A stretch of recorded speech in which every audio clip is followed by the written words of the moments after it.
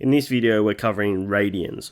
So a radian is a unit for measuring angles, and it's based on the length of an arc.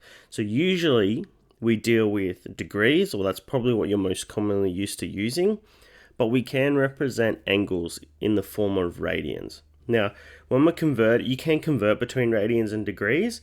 So if I wanted to go from radians to degrees, we multiply by 180 over pi. So for example, if I had the radian pi on 5, and then I wanted to convert it to degrees, I would need to times this by 180 over pi. All right. Now, the trick here for this one is that you just notice that the pi's cancel out, and essentially it's going to be 180 divided by 5, or if you just put it straight into a calculator, 36 degrees. So if you're going from radians to degrees, we multiply by 180 over pi. Now, if we wanted to go the opposite way and go from degrees to radians, we multiply by pi over 180.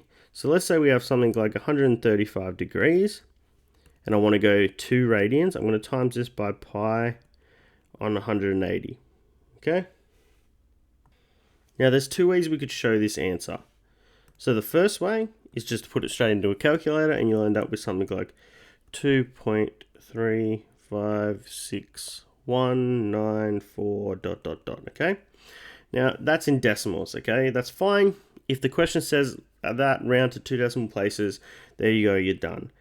The other answer you could potentially get is what we call the exact value, and that would be 3 pi on 4. Okay, so this is what we call exact value. And a lot of the time, the answers they want are in the exact value. Now, the trick to doing this is when we go to do our multiplication in the calculator, we kind of ignore this pi here. And what you're really doing in the calculator is 135 divided by 180.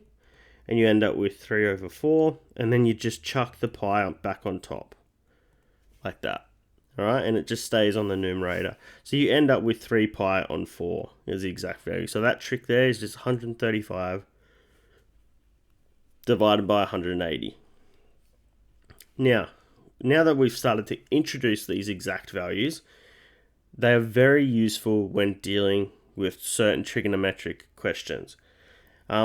On your formula sheet, if you're in New South Wales, you'll notice you have these two triangles. They're special triangles because we use those to find our exact values when we're given problems. So here's a problem down here. Find the exact value of cos pi on 6. All right. So the first thing I want to do is I'm going to convert that to that pi on 6 to degrees. So if we have in a different color, I'll zoom in a bit and we can zoom up later to show you what I mean. If I have pi on 6, we want to convert it to degrees. So I'm going to times that by 180 over pi. Put that in the calculator and you end up with 30 degrees. Okay. Once I've got that part, so now really what I have is, because we started with cos pi on 6, what I really have is cos 30 degrees. If I go back up here to our triangles, you start to look for where there's a 30 degree symbol. And we know there's 30 degrees over here. Okay? So I know I'm dealing with this triangle. Now I know cos is also adjacent over hypotenuse. So if I label my sides here, I notice that I have A, H, and O. We were trying to find cos 30.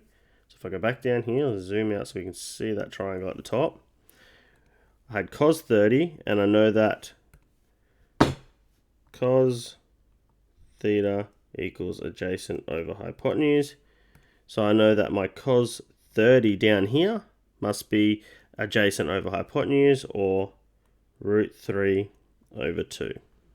And that's the exact value. So the exact value of cos pi on 6 is root 3 over 2. Okay? So whenever you end up with 45, 60, or 30, it's a good indication that you need to use these triangles to solve the answer.